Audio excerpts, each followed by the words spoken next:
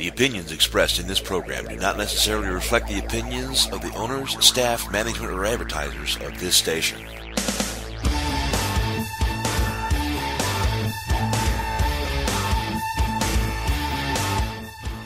Hello, and welcome to the Oath Keeper Show, a collection of rants, raves, personal observations, and insights on current events, social issues, and things that just don't pass the common sense test. I am the Oath Keeper, and here's today's topic. I love social media, and one of the reasons I love social media is because people have a penchant for taking one statement that you make and they blow it out of proportion, or they take a look at your profile pic, or they look at something that you commented on in a post, and they make all of these assumptions about who you are as a person. And I guarantee you the vast number of people that do this to me online don't bother to actually go to my site and learn anything at all about me. They'd rather just sit back on their little high horse and make all these assumptions. And those assumptions range from everything from my religious beliefs on up to whether or not I am a racist. And, I'm not even going to defend that because I know that I am not a racist. I know that. I don't have to have somebody else validate that for me. And on that remark, I continue to say that there are people around still 5 years later that regardless of the problems and regardless of the issues and regardless of the short-sightedness and sheer insanity of some of Obama's policies, that the results, the end reason is not because he's completely inept at being president. It's not that he's completely naive about his international policy. It's not that he is going out of his way to help our enemies and screw over our military and our veterans. It's not that his policies are the problem. It's that I'm a racist. Anybody that disagrees with Obama is a racist. I can't help but think back to when Hillary Clinton said this. I am sick and tired of people who say that if you debate and you disagree with this administration, somehow you're not patriotic, and we should stand up and say we are Americans and we have a right to debate and disagree with any administration. And I want you to understand that the reason she said that was because she and the other Democrats, they were having a field day. They were having a heyday with Bush. Everything he did was wrong. And you look at the situation and you go, man, how far off in left field are you people? Seriously, how far off in left field? 9/11, 2001, George Bush is in school. He's reading to children in school a book. They come out, they inform him that a plane has hit the World Trade Center. They come out a few minutes later and they inform him that another plane is hit. So now, that realization, it has gone from being a potential accident to being this is deliberate, this is intentional. President Bush takes a few minutes to calmly deal with the situation and leave the children so that none of the children get scared, none of the children are upset because he just jumped up in the middle of things and ran out. And the Democrats had a field day with him over that. He waited for 6 whole minutes. Okay, 2012, September 11th. After weeks of reports coming in from Ambassador Chris Stevens that the Libyans are gearing up for something big on September 11th, and we're not stupid. Nobody outside the White House is stupid, that additional attacks against the United States are going to fall on the anniversaries of 9/11. They're going to. We know that. They promised us that. And yet somehow we managed to ignore those things. So when Chris Stevens notifies the State Department, Hillary Clinton, and the White House about what's going on, they get ignored. They send out during the attack. Prior to the attack, they asked for further, they asked for more security, and they were turned down. Leading up to the attack, they asked on various occasions, we need to beef up the security here, folks. We have no Marines guarding this embassy, which is a freaking nightmare and tantamount to treason that we have an embassy somewhere and no one to guard the embassy or its occupants. That's treason. There's no other word I can assign to that but treason. 13 times during the attack, Ambassador Stevens sent communiques to the State Department and the White House saying, we need help, we're under attack, and 13 times he was ignored. And what did Obama do? Obama went to bed, got up the next morning, hopped on Air Force One, and jetted on out to Vegas for a fundraiser with Jay-Z and Beyonce. And the Democrats never said anything about it. They didn't have an issue with it. They didn't have a problem with 4 people being killed and doing absolutely nothing about it, but they were going to climb up George Bush with a microscope for waiting 6 minutes so that he didn't scare a bunch of school children. Well, then you have Chris Matthews that says this. Continual statement, we were just talking about it here off camera. The continual statement that gets you where you want to go in right-wing Republican politics, and it's almost the same thing now, is simply always being against the president. Somebody in a room says the president ought to be executed. You pile on and say, yeah, he's an outlaw. Anything that's nasty, oh, the president's screwing the economy. He's costing jobs. Anything that's nasty about this guy is now become the amen chorus of the Republican Party. You can't ever put your hand up like John McCain did wondrously. Remember? And he said, no, he's a good man when the woman said he's an Arab. Not that that's a bad thing, but she meant it as a bad thing. He said, no, he's a good American. When's anybody else going to do that? Is that like something you don't do anymore in the Republican Party? Say, wait a minute, hold your horses. We disagree on policy, but he's not the frickin' devil. In saying the things that he said there, I want to straighten you out, Chris, a little bit here, okay? I don't like Obama's policies. I don't like Obama's attitude toward Christians. I don't like his attitude toward getting in bed with the Muslim Brotherhood. I don't like him funding Al-Qaeda. I don't like him cutting our veterans' benefits. I don't like him cutting our military pay. I don't like him hopping on Air Force One every couple of weeks and jetting off for another multi-million-dollar vacation. I don't like his foreign policies. I don't like his domestic policies.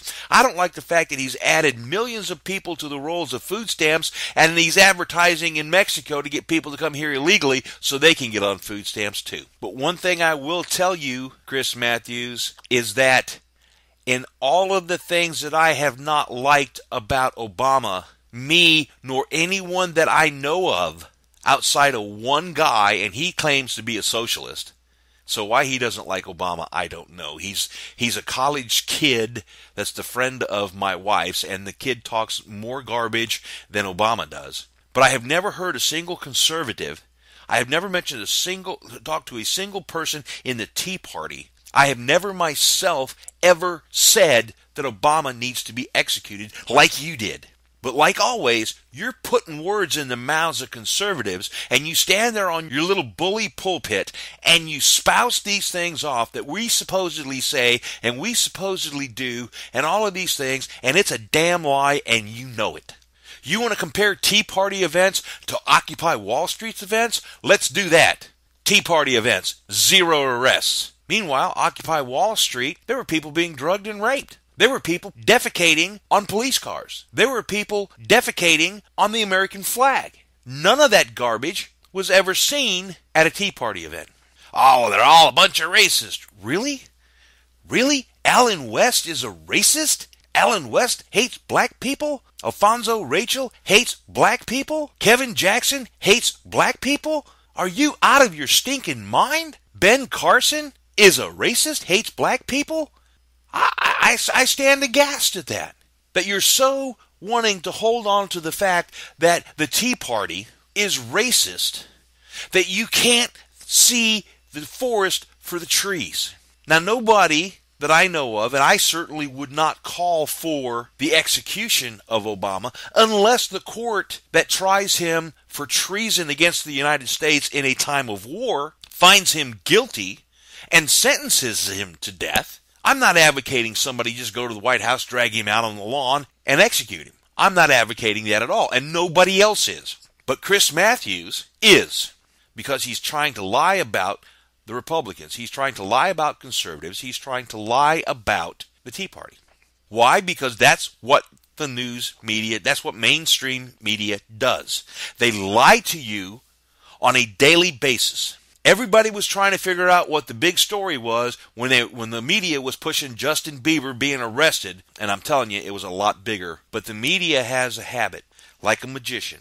They're going to show you they're going to show you their left hand, and they're going to get you to look at their left hand so that you're not watching what their right hand is doing.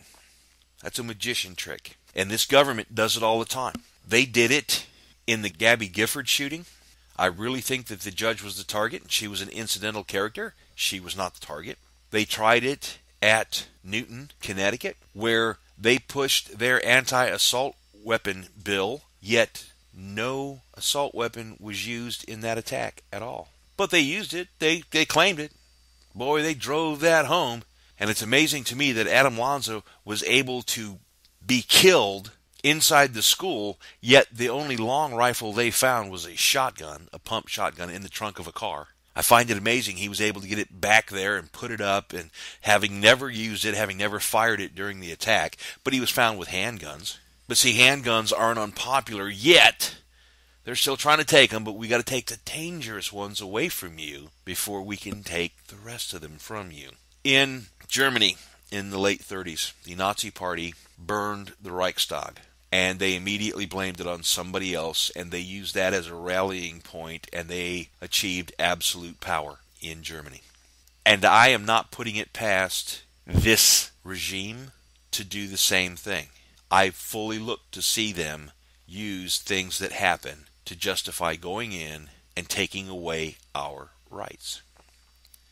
And for those of you that don't think that is what is happening, I want you to remember that this country is a republic, not a democracy. There's a difference. Learn it. This country is a republic. Our form of government is set up on a three-tier system. The executive branch, which is the president, the legislative branch, which is Congress, and the judicial branch, which is the Supreme Court. The Supreme Court has been stocked with people that are anti-American, like Sonia Sotomayor, who's a La Raza member. La Raza wants to take Texas, New Mexico, Arizona, and California and set it up as a Hispanics-only country. And they're willing to do it by force. And these are the people that Obama are putting in key positions. Obama is removing military leaders. Over 10,000 of them so far have lost their jobs simply because, as it is rumored, they won't fire on Americans. Or Obama doesn't think that he can trust them to fire on Americans. Now, for those of you that fail to understand what Obama is doing, let me give it to you in his own words. Now, I know some people want me to bypass Congress and change the laws on my own. Believe me. And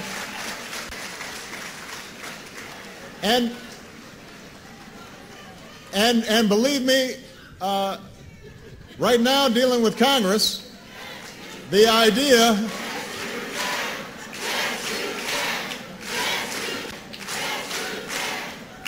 but believe me, the idea of doing things on my own is very tempting. I promise you, not just on immigration reform. But that's not how our system works. That's not how our democracy functions. I think the saddest, most disgusting part about that little audio clip was the people that were applauding that he should do it, and the people chanting, "Yes, you can, yes, you can." Yeah, let's just override our founding fathers. Let's just override our system of government. Let's do that and make Obama a dictator. And then Obama doesn't get what he wants from John Boehner and John McCain and Lindsey Graham and all of the other rhinos that are lining up to kiss his behind. What does he say about them? Things that I'll be emphasizing in this meeting is the fact that we are not just going to be waiting for legislation in order to make sure that we're providing Americans the kind of help that they need. I've got a pen and I've got a phone. And then one of my favorite ones is this from the State of the Union address. America does not stand still, and neither will I. So wherever and whenever I can take steps without legislation to expand opportunity for more American families, that's what I'm going to do. You want to know why so many real Americans have a problem with Obama? He just said it in his own words. He's ready to become a dictator. And there are people in this country, there are people in elected offices, there are people that are supposed to be our representatives that are willing to hand it over to him on a silver platter with a big, huge bowl. You've been listening to The Oath Keeper Show. The opinions expressed in this program do not necessarily reflect the opinions of the staff, management, or owners of the station or its advertisers. You can email me at oathkeepershow@yahoo.com, catch me on Facebook at facebook.com/theoathkeeper, and you can read my column in the Polygraph newspaper. Thanks for listening. Have a great day.